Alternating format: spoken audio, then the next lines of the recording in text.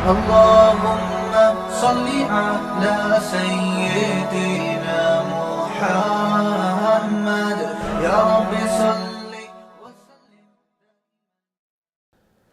بسم اللہ الرحمن الرحیم نحمدہ ونصلی علی رسولہ الکریم. ہمارے 2 پارے الحمدللہ کمپلیٹ ہو چکے ہیں، بلکہ 3 پارے. 30واں پارہ بھی ہمارا تفسیر کے لیکچر میں کمپلیٹ ہو چکا ہے، پہلا بھی اور دوسرا بھی، اور آج انشاءاللہ تیسرا شروع ہوگا.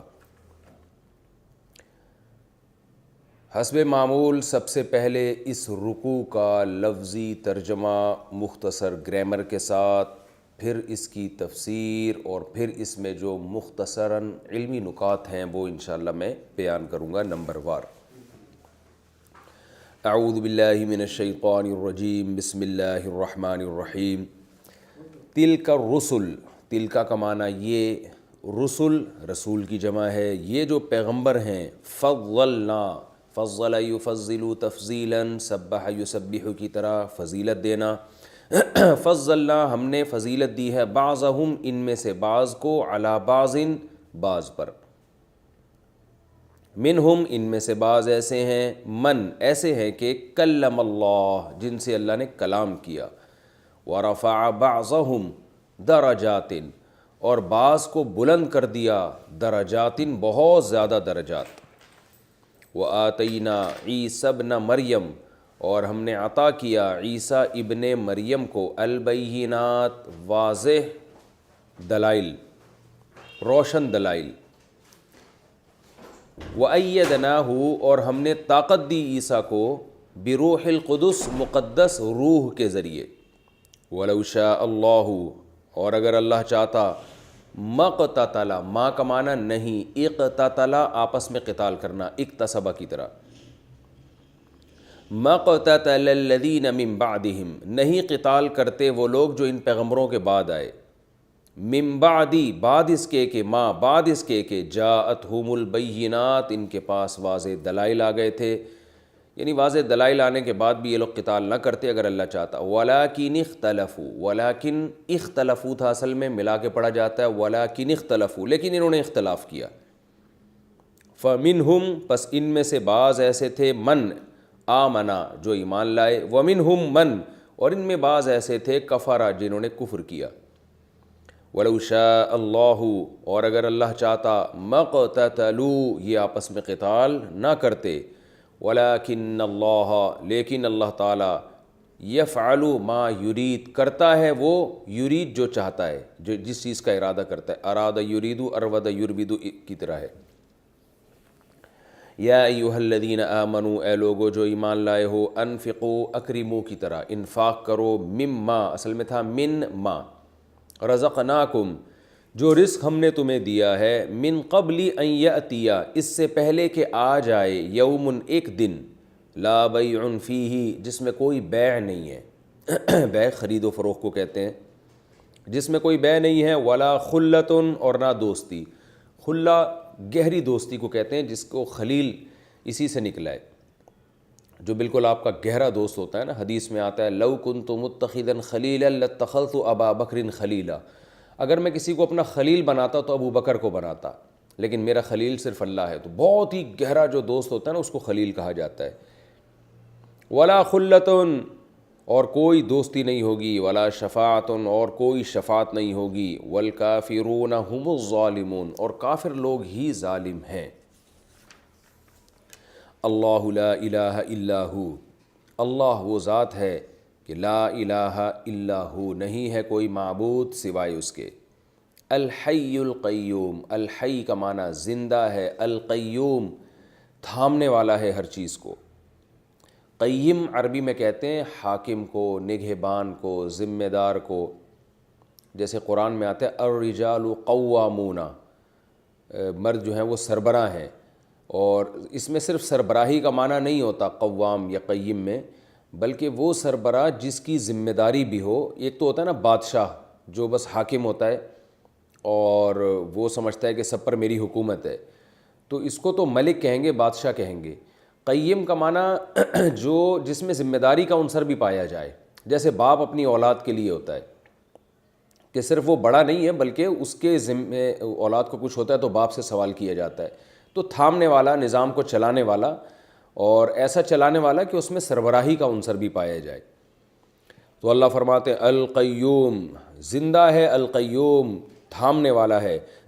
لا تأخذہ, اخذ یأخذ اخذا پکڑنا, لا تأخذہ اسے نہیں پکڑتی, سنۃ اونگ, سنہ عربی میں کہتے ہیں اونگ کو, جیسے ایک تو نیند ہوتی ہے نا جس کو نوم کہا جاتا ہے, الصلاۃ خیر من النوم, آپ نے فجر کی اذان میں سنا ہوگا. تو سینہ کہتے ہیں اونگ کو, جیسے آدمی بیٹھے بیٹھے یوں کر کے اونگ رہا ہوتا ہے. لہو ما فی السماوات, اسی کے لیے ہے جو کچھ آسمانوں میں, وما فی الارض, اور جو کچھ زمین میں. من ذا الذی, کون ہے ایسا, یشفع عندہ, جو شفاعت کرے اس کے پاس, الا باذنہ, مگر اس کی اجازت سے.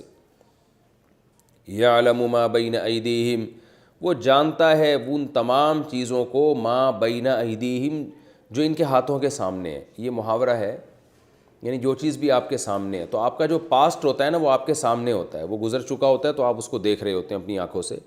یعنی اس کا مطلب کیا ہوا, جو کچھ گزر چکا اسے بھی جانتا ہے, وما خلفہم, جو آپ کے بعد ہے اسے بھی جانتا ہے. گزر چکے میں جو پریزنٹ ہے نا وہ خود بخود داخل ہے, کیونکہ وہ بھی آپ کے سامنے نظر آ رہا ہے آپ کو. تو جو کچھ سامنے ہے اور جو بعد میں آئے گا, خلف کہتے ہیں پیچھے کو.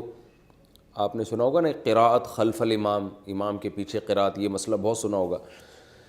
ولا یحیطون بشیء من علمہ, اور وہ لوگ احاطہ نہیں کر سکتے, بشیء کسی بھی چیز کا, من علمہ اللہ کے علم میں سے, الا مگر اتنا, بما شاء جتنا اللہ چاہے, یعنی اللہ کے علم میں سے ان کو اتنا ہی ملے گا جتنا اللہ چاہے گا.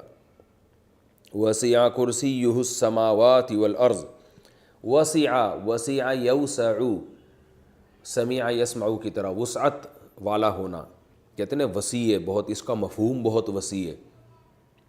تو وسع کرسیہ, اس کی جو کرسی ہے وہ پھیلی ہوئی ہے, اس نے احاطہ کیا ہوا ہے, السماوات والارض, آسمانوں کا بھی اور زمین کا بھی. ولا یؤودہ, آدھا یؤود اصل میں تھا نصر ینصر کی طرح, تو اس کا معنی ہوتا ہے تھکا دینا. ولا یؤودہ حفظہ ما, حفظ معنی حفاظت, آسمان اور زمین کی حفاظت, لا یؤودہ اللہ کو تھکاتی نہیں ہے. وہو العلی, وہ بہت بلند ہے, العظیم عظمت والا ہے. لا اکراہ فی الدین, لا کا معنی نہیں, اکراہ, اکراہ زبردستی کو کہتے ہیں. جیسے ہوتا ہے نا مکروہ, مکروہ کسے کہتے ہیں, جو ناپسند ہو, یعنی آپ چاہتے نہیں ہو کہ اس کو آپ استعمال کرو. تو اکراہ کا معنی کسی کو زبردستی کسی کام پہ مجبور کرنا, اکراہ یکرہ اکراہن. تو اللہ فرماتے ہیں لا اکراہ فی الدین, دین میں زبردستی نہیں ہے. کیوں نہیں ہے, قد تبین الرشد من الغی, تحقیق واضح ہو چکی ہے ہدایت, رشد ہدایت کو کہتے ہیں, رشد و ہدایت. من الغی, غی گمراہی کو کہتے ہیں, کیونکہ ہدایت گمراہی سے واضح ہو چکی ہے. فمن یکفر بالطاغوت, پس جو کفر کرے گا طاغوت کا, طاغوت سے مراد ہے شیطان اور شیطانی قوتیں اور شیطانی کام, یہ سب طاغوت میں داخل ہیں. جو بھی برائی کا انکار کرے گا, وَيُؤْمِن بِاللَّهِ, اور اللہ پر ایمان لائے گا, فَقَدْ اسْتَمْسَكَ, اصل میں تھا فقد استمسکا. استمساک کا معنی ہوتا ہے کسی چیز کو مضبوطی سے تھام لینا. استمساک اردو میں اس کی کوئی مجھے مثال اس وقت ذہن میں نہیں آ رہی, تو یہ اردو میں بھی یہ لفظ استعمال ہوتا ہے. بہرحال فقد استمسکا, تحقیق اس نے مضبوطی سے تھام لیا, بالعروہ, ایک چھلے کو. عروہ کہتے ہیں جو چھلا نہیں ہوتا گول. الوثقا, یہ اوثق کی مؤنث ہے. اوثق مضبوط, وثیق سے کہتے ہیں نا کہ یہ ایگریمنٹ کو بھی وثاق کہا جاتا ہے. تو بہرحال وثقا مضبوط, بالعروۃ الوثقا, تحقیق اس نے تھام لیا مضبوطی سے ایک مضبوط چھلے کو. لن انفصام لہا, اصل میں تھا لا انفصام, فصم کہتے ہیں ٹوٹنے کو, جدا ہونے کو, انفصام باب انفعال کی طرح, افتعال کی طرح انفعال. لن انفصام لہا, میں نے افتعال اور انفعال کو ایک ہی پڑھ کے ایک ہی طرح سے بتایا آپ لوگوں کو. خیر, لن فصام لہا، اس میں کوئی، لہا کا معنی یہ چھلا، اس چھلے کے لیے کوئی ٹوٹنا نہیں ہے، یعنی ٹوٹنے کا امکان ہی نہیں ہے، اتنا مضبوط چھلا۔ واللہ سمیع علیم، اور اللہ سننے والا اور جاننے والا ہے۔ اللہ ولی الذین آمنوا، اللہ دوست ہے، ولی دوست کو کہتے ہیں۔ اصل میں ولی یلی یعنی سمیع حسب یحسب کی طرح، ولی یلی، یولیو تھا اصل، اس کا معنی ہوتا ہے قریب ہونا، تو ولی دوست کو کہتے ہیں، ولی اللہ، اللہ کے قریب جو ہو، تو یعنی اس میں دوستی کا معنی اس لیے کہ وہ دوست اکثر دوست کے قریب رہتا ہے۔ اللہ ولی الذین آمنوا، اللہ دوست ہے ان لوگوں کا جو ایمان لائے۔ یخرجہم من الظلمات الی النور، نکالتا ہے ان کو اندھیروں سے نور کی طرف، روشنی کی طرف۔ والذین کفروا، اور جو کافر ہیں، جو کافر کا مطلب یاد رکھیں قرآن کی اصطلاح میں وہ کافر نہیں جس کو ہم اصطلاحی کافر کہتے ہیں، کیونکہ اصطلاح میں تو کافر اسے سمجھا جاتا ہے جو توحید کا اقرار نہ کرے اور رسالت کا اقرار نہ کرے، لیکن قرآن کی اصطلاح میں مسلمان پر بھی بعض دفعہ کافر کا لفظ اطلاق ہوا ہے، یعنی کافر سے مراد جو انکار کرے، چاہے عمل سے چاہے زبان سے، تو اس میں سب طرح کے لوگ داخل ہیں، کوئی بھی جو بھی ناشکرے ہوتے ہیں۔ والذین کفروا، اور جو لوگ انکار کرتے ہیں، اولیاؤہم الطاغوت، ولی کی جمع اولیاء آتی ہے، ان کے جو دوست ہیں وہ شیطان ہیں۔ یخرجونہم، یہ نکالتے ہیں شیاطین ان کافروں کو، من النور الی الظلمات، روشنی سے اندھیروں کی طرف۔ اولئک اصحاب النار، یہ آگ والے لوگ ہیں، ہم فیہا خالدون، اور یہ اس میں ہمیشہ رہیں گے۔ یہ تو اس رکوع کا لفظی ترجمہ اور مختصر گرامر ہو گئی۔ میں انشاءاللہ اس کی تفسیر پیش کروں گا۔ یہ تیسرا رکوع ہے جی۔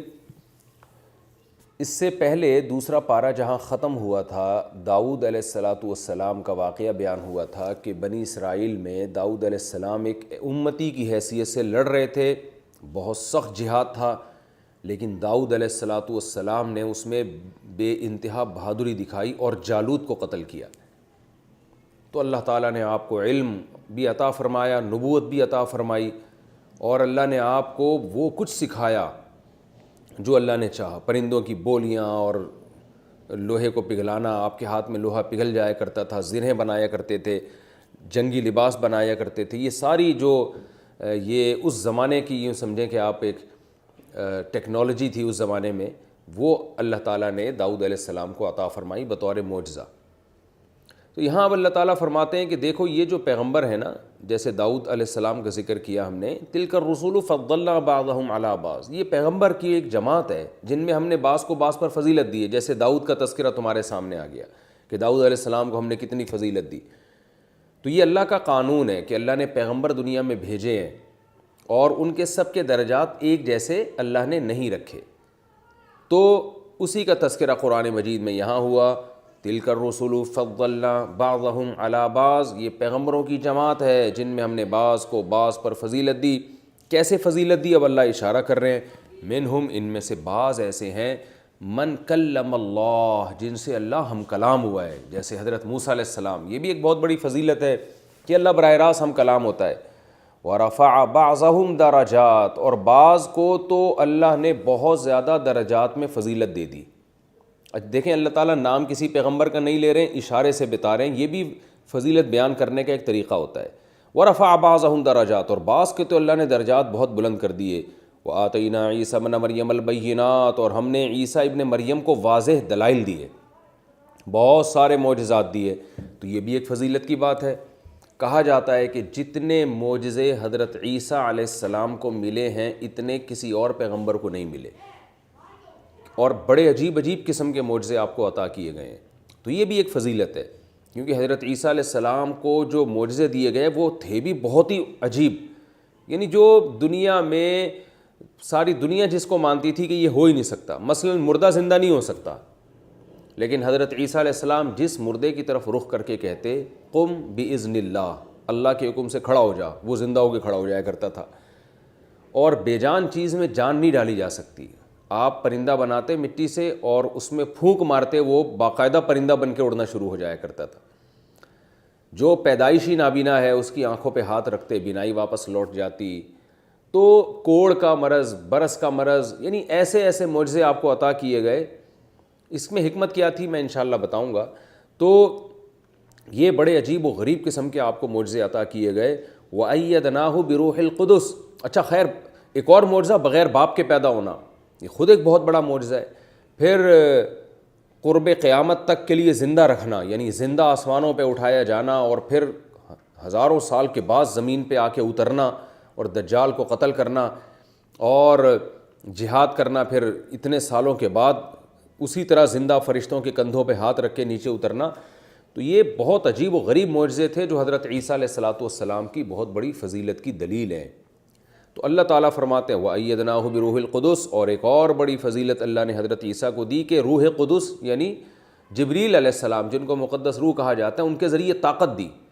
کیونکہ آپ تنہا تھے اور یہودی آپ کو قتل کرنے کی کوششوں میں مسلسل لگے ہوئے تھے، تو اللہ جبریل کے ذریعے آپ کی حفاظت فرمایا کرتے تھے.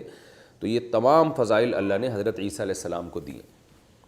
اچھا، اس آیت میں بڑی دلچسپ بات یہ ہے کہ اللہ تعالیٰ نے حضرت موسیٰ علیہ الصلاۃ والسلام کا بھی تذکرہ کیا، اس سے پہلے داؤد علیہ السلام کا بھی تذکرہ ہو گیا اور حضرت عیسیٰ علیہ السلام کا بھی تذکرہ ہو گیا.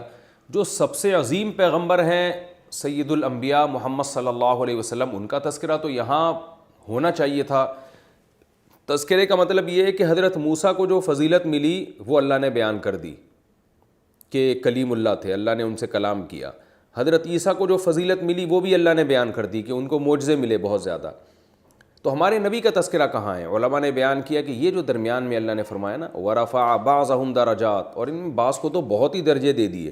درجات جمع ہے اور تنوین تکسیر کے لیے بہت زیادہ. اس سے مراد سید الانبیاء محمد صلی اللہ علیہ وسلم ہے. یعنی ان کا تذکرہ اللہ نے ایسا اجمالی کیا کہ گویا یہ بتایا کہ ان کی کیا فضیلت ہم تمہیں بیان کریں. بعض کو تو ہم نے بہت ہی زیادہ فضیلت دے دی، اور وہ بعض کون ہے؟ وہ بالکل واضح ہے کہ وہ محمد صلی اللہ علیہ وسلم ہے. تو یہ بھی ایک بڑی بات ہے اور ہمارے نبی صلی اللہ علیہ وسلم کی فضیلت کی بہت بڑی دلیل ہے کہ اللہ نے آپ کی فضیلت کو بیان کرنے کے لیے کسی ایک صفت کو ہائی لائٹ نہیں کیا، کیونکہ وہ صفت ہائی لائٹ ہو جاتی تو پتہ چلتا کہ بھئی اس وجہ سے فضیلت ہے. جیسے موسیٰ کلیم اللہ کو فضیلت کلیم اللہ ہونے کی وجہ سے، حضرت عیسیٰ کو معجزے ہونے کی وجہ سے. تو اگر دو چار صفات نبی کی بیان کر دی جاتی تو یہ ایسا ہوتا جیسے بھئی اس وجہ سے. تو اللہ نے فرمایا وہ وجہ چھوڑو، اس لیے کہ ان میں اتنی ساری وجوہات ہیں کہ وہ وجوہات بیان نہیں کی جائیں گی، بلکہ اللہ نے بتا دیا بعض کو تو اللہ نے بہت ہی بلند درجات دیے. تو علماء کہتے ہیں نام لیے بغیر کسی کی فضیلت بیان کرنا اور فضیلت کی وجہ بیان نہ کرنا یہ خود اس بات کی دلیل ہے کہ جس کی فضیلت بیان کی جا رہی ہے اس کی فضیلت کم نہیں ہے، بہت زیادہ ہے. اور اس سے مراد محمد صلی اللہ علیہ وسلم ہے. اس پہ بہت زبردست قرینہ موجود ہے، یعنی ہمارے نبی اس سے مراد ہیں. کوئی کہہ سکتا ہے نا کہ بھئی اس سے ہو سکتا ہے کوئی اور پیغمبر مراد ہو کہ جن کا اللہ اجمالی تذکرہ کر رہے ہیں کہ اللہ نے ان کو بہت بڑی فضیلت دی تھی. ہو سکتا ہے اس سے ابراہیم علیہ السلام مراد ہوں، ہو سکتا ہے اس سے سلیمان علیہ السلام مراد ہوں. تو اس پر مضبوط قرینہ ہے کہ اس سے مراد رسول اللہ صلی اللہ علیہ وسلم ہے. وہ کیسے کہ اسلام جب دنیا میں آیا نا تو مقابلہ 3 قوموں میں ہی شروع ہو گیا تھا. باقی تو مذاہب ہی ختم ہو گئے تھے اور ان انبیاء کی جو تعلیمات ہیں وہ تو بالکل ہی ختم ہو گئی تھیں. تو 3 قومیں تھیں جو آسمانی کتابوں کو مانتی تھیں، ایک یہودی، ایک عیسائی اور ایک مسلمان. تو اگر اللہ ایسے ہی ذکر کر دیتا تلک الرسل فضلنا بعضهم علی بعض کہ ہم نے پیغمبروں کو ایک دوسروں پر فضیلت دی ہے اور بعض کو ہم نے اونچے درجات دے دیے، تو ہر نبی یہ کہتا ہر امتی یہ کہتے کہ اس سے ہمارے نبی مراد ہیں. لیکن اللہ تعالیٰ نے یہودیوں کے پیغمبر موسیٰ علیہ السلام کا تذکرہ بھی کر دیا، حضرت عیسیٰ کا تذکرہ بھی کر دیا، یہ بتانے کے لیے کہ اب ایک ہی پیغمبر باقی ہیں. کیونکہ جھگڑا تو 3 قوموں میں ہی ہے، مسلمین میں، اہل اسلام میں یعنی یہود میں اور عیسائیوں میں. ان تینوں میں اختلاف تھا کہ بڑا پیغمبر یعنی سب سے اونچا مقام کس پیغمبر کا ہے. تو یہودی کہتے تھے ہمارے پیغمبر موسیٰ علیہ السلام سب سے افضل ہیں، عیسائی کہتے تھے ہمارے حضرت عیسیٰ ابن مریم، اور مسلمان کہتے تھے کہ محمد صلی اللہ علیہ وسلم. تو اللہ نے بتا دیا کہ ہم نے پیغمبروں کو فضیلت تو دی ہے، اور وہ فضیلت ایسے دی ہے کہ 3 پیغمبروں کا اللہ نے بطور مثال کے تذکرہ کیا. ان میں حضرت موسیٰ کا بھی تذکرہ کر دیا کیونکہ سب کو پتہ ہے کلیم اللہ تو موسیٰ علیہ السلام ہی ہے، اور حضرت عیسیٰ کا بھی تذکرہ کر دیا. تو اس سے صاف پتہ چلتا ہے کہ اللہ محمد صلی اللہ علیہ وسلم کا تذکرہ نہیں کر رہے بلکہ ان کی طرف اشارہ کر رہے ہیں یہ بتانے کے لیے کہ اشارے ہی سے سمجھ میں آ جائے گا کہ یہاں کس کی بات ہو رہی ہے. جب کسی بڑے کا تذکرہ کیا جاتا ہے تو بعض دفعہ اشارتاً بات کی جاتی ہے کہ سب کو پتہ چل جائے کہ بھئی اس سے تو یہی مراد ہو سکتے ہیں, اس میں نام لینے کی حاجت نہیں ہے. وَرَفَعَ بَعْضَهُمْ دَرَجَاتٍ وَآتَيْنَا عِيسَى ابْنَ مَرْيَمَ الْبَيِّنَاتِ وَأَيَّدْنَاهُ بِرُوحِ الْقُدُسِ وَلَوْ شَاءَ اللَّهُ مَا اقْتَتَلَ الَّذِينَ مِن بَعْدِهِمْ. اب ایک سوال پیدا ہوتا ہے, اس کا جواب دیا جا رہا ہے کہ یہ اتنے بڑے بڑے پیغمبر تھے جن سے براہ راست اللہ ہم کلام ہوتا تھا, اتنے سارے معجزے دیے, تو پھر ان میں بعد میں اختلاف کیوں ہوئے, ان میں لڑائیاں کیوں ہوئیں؟ ان کو تو چاہیے تھا سب پیغمبروں پر ایمان لا کے ان کی فالو کرتے اور آپس میں اتفاق اور اتحاد سے زندگی گزارتے. تو اللہ نے فرمایا وَلَوْ شَاءَ اللَّهُ, اگر اللہ چاہتا, مَا اقْتَتَلَ الَّذِينَ مِن بَعْدِهِمْ, جو ان پیغمبروں کے بعد لوگ آئے ہیں نا وہ آپس میں کبھی بھی نہ لڑتے. مِن بَعْدِ مَا جَاءَتْهُمُ الْبَيِّنَاتُ, جبکہ ان کے پاس دلائل بھی آ چکے تھے, حق اور باطل ان کے سامنے واضح ہو چکا تھا. تو اب اس کا تقاضا یہ تھا کہ یہ نہ لڑتے, اور اللہ چاہتا تو ایسا ہی ہوتا. وَلَٰكِنِ اخْتَلَفُوا, لیکن انہوں نے اختلاف کیا. اختلاف کیا مطلب کیا؟ اختلاف سے فروعی مسائل کا اختلاف مراد نہیں ہے, بلکہ اختلاف کا مطلب کہ کچھ لوگ ایمان پر قائم رہے, کچھ لوگوں نے ایمان کو چھوڑ دیا.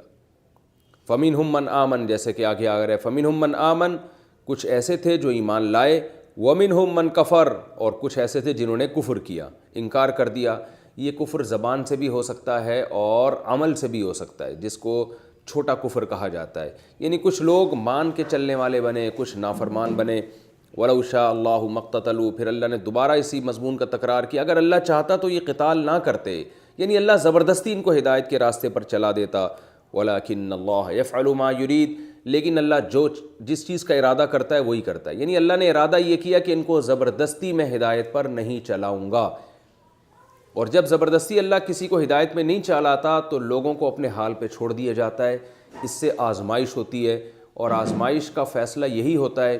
ایک عربی کا مقولہ ہے, عند الامتحان یکرم الرجل او یہان, کہ جب آزمائش ہوتی ہے تو یا تو عزت ملتی ہے یا ذلت ملتی ہے. تو اللہ چاہتے تو زبردستی ان سب کو پکڑ کر سیدھے راستے پہ چلا دیتے, لیکن اللہ نے ایسا نہیں کیا. اور اس میں اللہ کی حکمتیں تھیں کہ کچھ لوگ مومن بن کے زندگی گزاریں, کچھ نافرمان بن کے زندگی گزاریں, تاکہ قیامت کے دن سب کو ایک جیسا بدلہ نہ ملے. جو ماننے والے ہیں ان کو جنت کی صورت میں, اور جو نہ ماننے والے ہیں وہ آزمائش میں ناکام ہوں اور جہنم کی صورت میں ان کو بدلہ ملے. تو اس میں نبی صلی اللہ علیہ وسلم کو تسلی بھی ہے کہ اتنے بڑے بڑے پیغمبر دنیا میں آئے تو ان کے اتنے دلائل ہم نے ان کو دیے, مردے زندہ کر کے دکھا رہے ہیں وہ, اور ان کی سیرت بھی اتنی پاکیزہ, تو ان کے بعد بھی لوگوں نے اختلاف کیا ہے.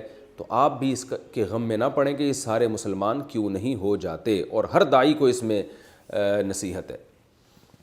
یا ایھا الذین آمنوا, اے ایمان والو, انفقوا مما رزقناکم, خرچ کرو اللہ کے راستے میں.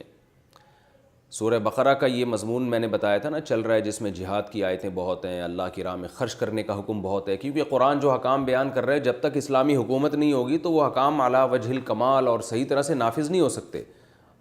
دوسروں کے محتاج بن کے تو وہ تو اپنی مرضی کے قوانین چلائیں گے.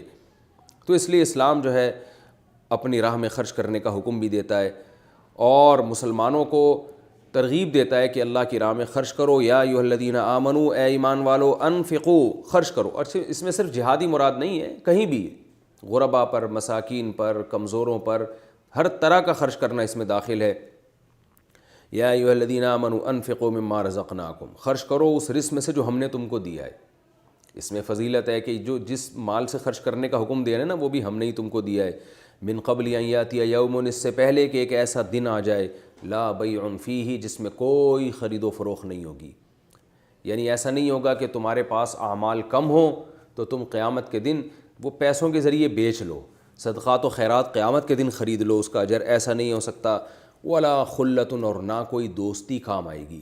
یہاں دوستی سے مراد وہ دوستی ہے جو آپ کی اپنی مرضی کی دوستی ہو, جس کی بیس تقوی نہ ہو. کیونکہ قرآن میں دوسری جگہ پر اللہ نے فرمایا الاخلاء یومئذ بعضهم لبعض عدو الا المتقین, قیامت کے دن دوست ایک دوسرے کے دشمن ہوں گے سوائے پرہیزگاروں کے. تو پتہ چلا وہ دوستی جس کی بیس پرہیزگاری ہو, تقویٰ ہو، وہ قیامت کے دن انشاءاللہ کام آئے گی، اور اس میں شفاعت کام آئے گی ان دوستوں کی جو قرآن میں دوسری جگہ پر ہے۔ تو یہاں خلہ سے مراد کیا ہے؟ وہ دوستی جس کی بیس اچھی نہ ہو، اور کافر کو دوستی فائدہ نہیں پہنچائے گی چاہے اس کی بیس اچھی بھی کیوں نہ ہو۔ تو یعنی ہر قسم کی دوستی اس میں داخل نہیں ہے۔ وہ دوستی کہ دوست آپ کو اپنے اعمال دے دے، اتنی ایسی دوستی کہ دوست آپ کو اپنے اعمال دے کے آپ کو عذاب سے بچا لے، تو اس طرح کی دوستی قیامت کے دن نہیں ہوگی۔ ولا شفاعت، اور نہ کوئی شفاعت۔ تو یہاں بھی مراد کون سی شفاعت ہے؟ وہ شفاعت جو زبردستی کی ہو، جو ان اصولوں کے مطابق نہ ہو جو قرآن و سنت نے بیان کیے ہیں۔ وہ اصول کیا ہیں؟ وہ اصول میں انشاءاللہ آگے بیان کروں گا، اور پہلے بھی بیان کر چکا ہوں، اگلی آیت میں آیت الکرسی میں اس کی مزید تفصیل آ رہی ہے۔ والکافرون هم الظالمون، اور کافر لوگ ہی ظالم ہیں کہ یہ سب کچھ جاننے کے باوجود بھی اعمال کی طرف نہیں آتے اور ایمان کی طرف نہیں آتے، لہذا وہ اپنی جان پر ہی ظلم کر رہے ہیں۔ اللہ لا الہ الا ہو۔ کیوں ظالم ہے کافر لوگ؟ اس لیے کہ جس رب پر ایمان لانے کا حکم دیا جا رہا ہے ان کو، اور جس رب کی راہ میں خرچ کرنے کا حکم دیا جا رہا ہے، وہ رب ان صفات کا حامل ہے۔ وہ اس رب کی یہ صفات ہیں جو آگے آ رہی ہیں۔ وہ صفات کیا ہیں؟ اللہ لا الہ الا ہو، اللہ وہ ذات ہے۔ یہ آیت الکرسی ہے جو بڑی فضیلت والی آیت ہے۔ اللہ لا الہ الا ہو، اللہ وہ ذات ہے کہ جس کے سوا کوئی عبادت کے لائق نہیں۔ الحی القیوم، زندہ ہے، ہر چیز کو تھامنے والا ہے۔ لا تأخذہ سنۃ ولا نوم، اسے نہ اونگ آتی ہے نہ نیند آتی ہے، کبھی غافل نہیں ہوتا۔ لہو ما فی السماوات و ما فی الارض، جو کچھ آسمانوں میں اور جو کچھ زمین میں ہے سب کچھ اسی کا ہے۔ من ذا الذی یشفع عندہ، کون ہے جو شفاعت کرے اس کے پاس؟ الا باذنہ، مگر اس کی اجازت سے۔ تو اس سے صاف پتہ چلتا ہے کہ قرآن میں جہاں آتا ہے نا کہ کوئی کسی کی شفاعت نہیں کرے گا، اس سے وہ شفاعت مراد ہے جو اللہ کی پرمیشن کے بغیر ہو، کیونکہ یہاں اللہ نے بتا دیا کوئی بھی شفاعت نہیں کر سکتا مگر اللہ کی اجازت سے کر سکتا ہے۔ اور اللہ کی اجازت کس کو ہوگی؟ اس کا قرآن اور سنت میں دوسرے مقام پہ تذکرہ آیا ہے۔ نمبر 1، کافر کی شفاعت کی اجازت نہیں ہوگی۔ نمبر 2، شفاعت جو مسلمان کی شفاعت ہوگی تو اس میں بھی اتنی جتنی باؤنڈری اللہ تعالیٰ کھینچتے ہیں، اس میں بھی لامحدود شفاعت نہیں ہوگی۔ یہ 2 شرطوں کے ساتھ اور اس کی تفصیل میں دوسرے جو تفسیر کے لیکچر میں یہ موضوع آیا اس میں بہت ڈیٹیل سے بیان کر چکا ہوں۔ من ذا الذی یشفع عندہ الا باذنہ یعلم ما بین ایدیہم وما خلفہم، اللہ نے پہلے تو اپنی قوت کا ذکر کیا، اپنی صفات کا، اب اپنی جو علم ہے اس کا تذکرہ کر رہا ہے، جو کچھ سامنے ہے، جو کچھ تمہارے پیچھے ہے۔ ما کان وما یکون اسے کہا جاتا ہے۔ ما کان کا مطلب وہ جو ہو چکا، وما یکون جو ہو رہا ہے اور ہوگا، سب کچھ کو جانتا ہے، اور تمہارا علم ناقص ہے۔ ولا یحیطون بشیء من علمہ الا بما شاء، تم اللہ کے علم میں سے کچھ بھی حاصل نہیں کر سکتے مگر اتنا جتنا اللہ چاہے۔ آج انسان بڑا فنٹر بنا ہوا ہے کہ مجھے سب پتہ چل گیا، خدا کا انکار کر دیتا ہے اس علم کی بیس پر۔ تو اللہ فرماتے ہیں تمہارے پاس اتنا معمولی سا علم ہے، بہت ہی معمولی، اور وہ بھی جتنا اللہ نے دے دیا۔ جو علم اللہ نہیں دینا چاہتا وہ تو تمہیں کبھی بھی پتہ چلے گا ہی نہیں، تو یہ اس میں بھی اللہ کے محتاج ہو۔ وسع کرسیہ السماوات والارض، اس کی جو کرسی ہے وہ آسمان اور زمین کو گھیرے ہوئے۔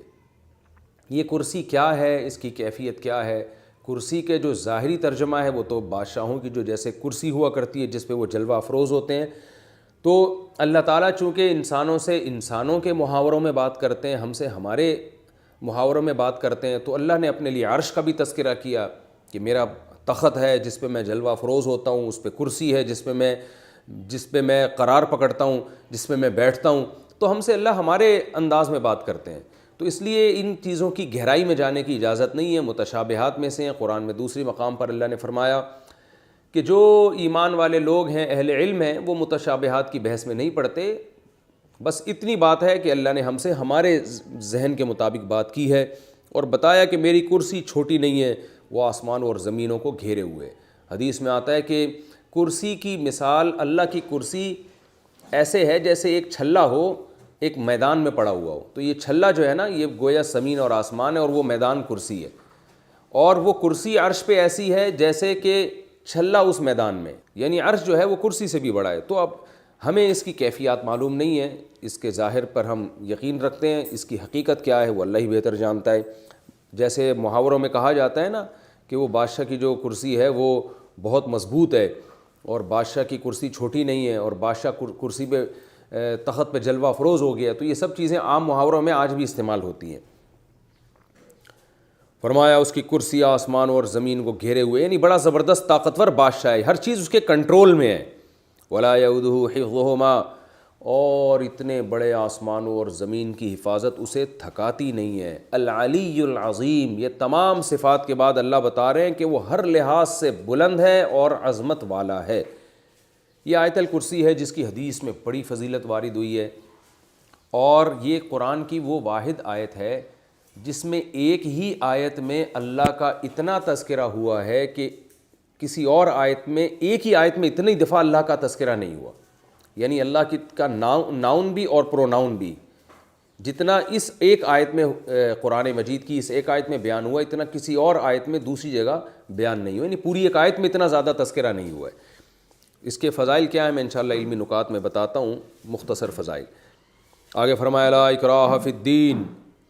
اب اللہ کی شان بھی ایسی، پیغمبروں کے معجزے بھی ایسے، تو اب اللہ نے ایک اصول بنا لیا ہے کہ دین میں اب زبردستی نہیں ہوگی، کیونکہ زبردستی وہاں کی جاتی ہے جہاں آپ کے دلائل کمزور ہوتے ہیں. تو پھر آپ زبردستی کسی کو جو ہے وہ اپنی بات تھوپنے کی کوشش کرتے ہیں تاکہ قیامت کے دن اس پر حجت تمام ہو جائے. تو اللہ فرماتے ہیں دین میں زبردستی نہیں. دین کے سے مراد کیا ہے کہ دین میں داخلے کے لیے لا اکراہ فی الدین، یعنی کسی کافر کو مسلمان بنانے میں زبردستی نہیں ہے. یہ مطلب ہے آیت کا. کوئی بھی کافر جو پیدائشی کافر ہو، یعنی پیدائشی سے مراد غیر مسلموں کے گھر میں پیدا ہوا ہو، تو اس کو آپ زبردستی اسلام میں داخل نہیں کر سکتے. کیوں؟ قد تبین الرشد من الغی، اس لیے کہ ہدایت اور گمراہی بالکل واضح ہو چکے ہیں. تو اب زبردستی کی ضرورت نہیں ہے. اور ہاں، اب کوئی یہ نہ سمجھے کہ زبردستی اللہ نے کافر کو مسلمان بنانے سے روک دیا ہے تو کافر اگر نہ بھی بنے تو بھی ٹھیک ہے. نا نا نا نا نا، فرمایا فَمَن یکفر بالطاغوت، جو شیطان کا انکار کرے گا، شیطانی طاقتوں کا، وَيُؤْمِن بِاللَّهِ، اور اللہ پر ایمان لائے گا، تو اس کی فضیلت کیا ہے؟ فَقَدِ اسْتَمْسَكَ بِالْعُرْوَةِ الْوُثْقَىٰ، اس نے مضبوط چھلا تھام لیا ہے. کیا بہترین مثال دی ہے قرآن مجید نے کہ اللہ کافر کو بتا رہے ہیں کہ ہم تمہیں زبردستی مسلمان تو نہیں بنا رہے، لیکن یہ ذہن میں رکھو کہ اس دنیا کی مثال ایسے جیسے کوئی سمندر میں یا طوفان میں ڈوب رہا ہوتا ہے، اور دریا میں کوئی ڈوب رہا ہے طوفانی موجوں میں، تو اس کو ضرورت ہوتی ہے کسی سہارے کی.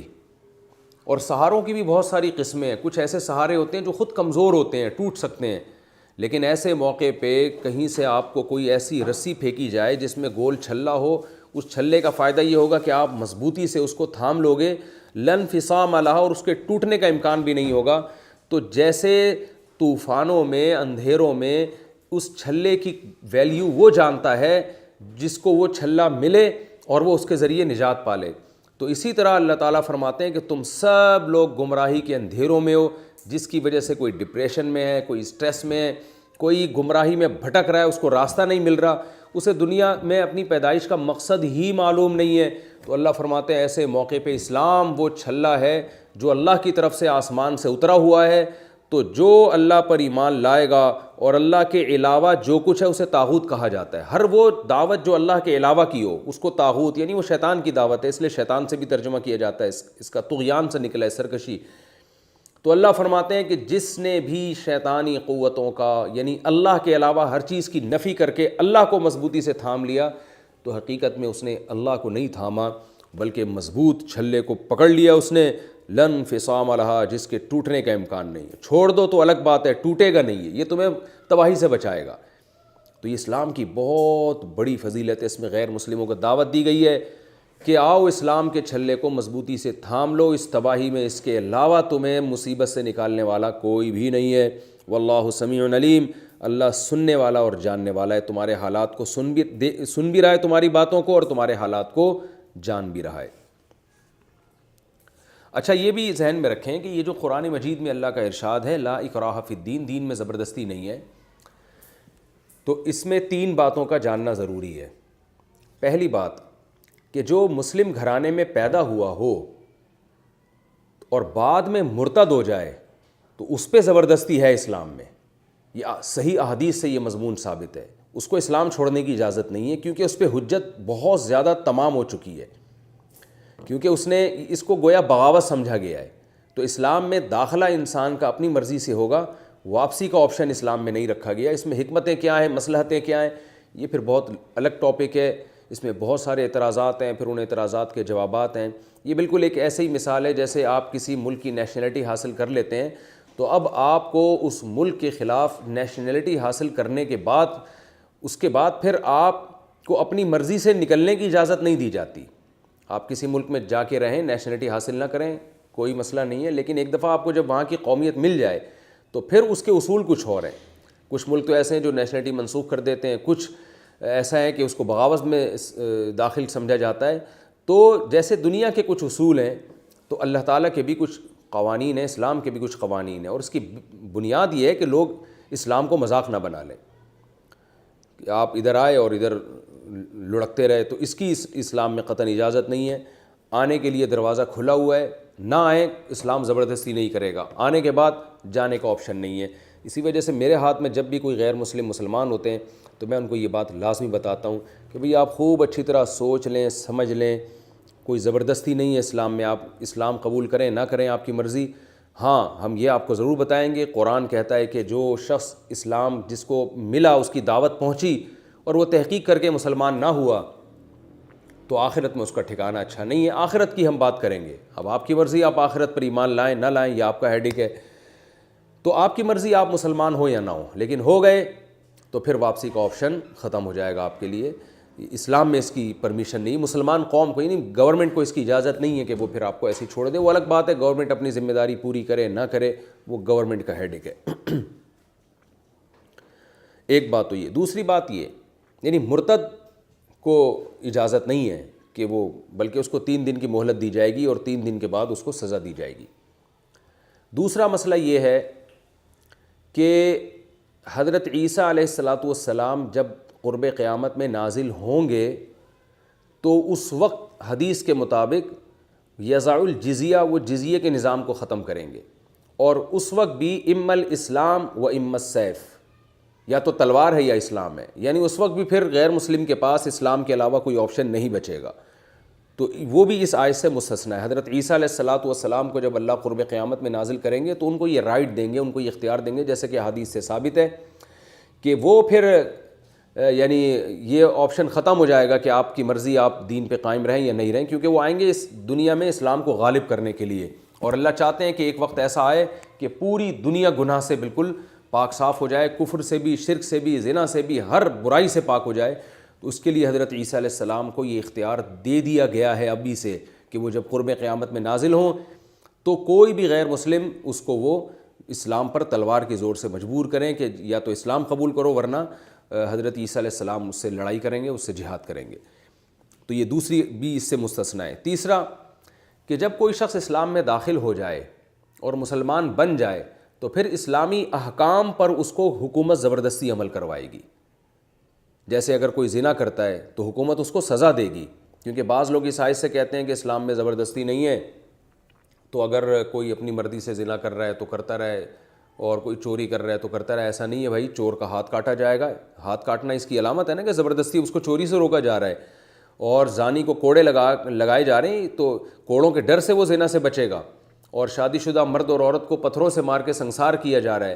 اسی طرح اسلامی حکومت میں لوگوں کو نماز چھوڑنے کی اجازت نہیں ہے۔ سعودی عرب میں آپ نے دیکھا ہوگا، اب تو وہاں بھی قانون چینج ہو گیا، لیکن نمازوں کے وقت میں دکانوں کے شٹر گرتے تھے اور پنشمنٹ ملتی تھی ان لوگوں کو جو نماز نہیں پڑھتے۔ تو یہی اسلام کا قانون ہے کہ جو اہل اسلام ہیں، کیونکہ وہ آپ اپنی مرضی سے مسلمان ہیں، آپ جب اسلام کو مانتے ہیں تو اسلام کے جو شاعر ہیں، بیسک احکام ہیں، ان پہ آپ کو عمل کرنا پڑے گا۔ تو اسلام میں یہاں تک بھی فقہا نے بیان کیا ہے کہ جب اسلامی حکومت قائم ہو تو اس میں داڑھی کاٹنے کی بھی اجازت نہیں ہے مسلمان کو، اور مسلمان عورت کو بے پردہ گھومنے کی اجازت نہیں ہے، اس پہ اس کو سزا ملے گی۔ اور جتنے بھی شریعت کے حکام ہیں، مثال کے طور پر بیٹا اپنے باپ پہ خرچ نہیں کرتا اگر، اور باپ غریب ہے اور مسکین ہے، تو حکومت زبردستی بیٹے سے پیسے لے کے باپ پہ خرچ کرے گی، کیونکہ باپ کو رکھنا، ماں کو رکھنا، یہ اولاد کی ذمہ داری ہے۔ تو اولڈ ہوم میں اگر کوئی بچہ اپنے ماں باپ کو جمع کرا رہا ہے، گورنمنٹ اس کی پرمیشن نہیں دے گی اس کو کہے گی کہ اپنے اولاد کو، اپنے والدین کو گھر میں رکھ کے ان پہ خرچ کرو. تو یہ جو قانون کی زور سے، قانون کی طاقت سے اسلامی احکام پر عمل کروایا جائے گا، تو اس پر یہ آیت نہیں چسپاں کی جا سکتی کہ بھئی اسلام تو کہہ رہے دین میں زبردستی نہیں ہے، اور آپ زبردستی والدین کی خدمت بھی کروا رہے ہیں، زبردستی بیوی کا خرچہ بھی پورا کروا رہے ہیں شوہر سے، اور زبردستی اس کو اولاد کو پالنے پر بھی مجبور کیا جا رہا ہے، زبردستی اس کو نماز پہ بھی مجبور کیا جا رہا ہے، رمضان کا روزہ بھی چھوڑنے کی اجازت نہیں دی جا رہی. تو یاد رکھیں یہ اس وجہ سے ہے کہ اس آیت کا مطلب کیا ہے، دین میں داخلے کے لیے زبردستی نہیں ہے.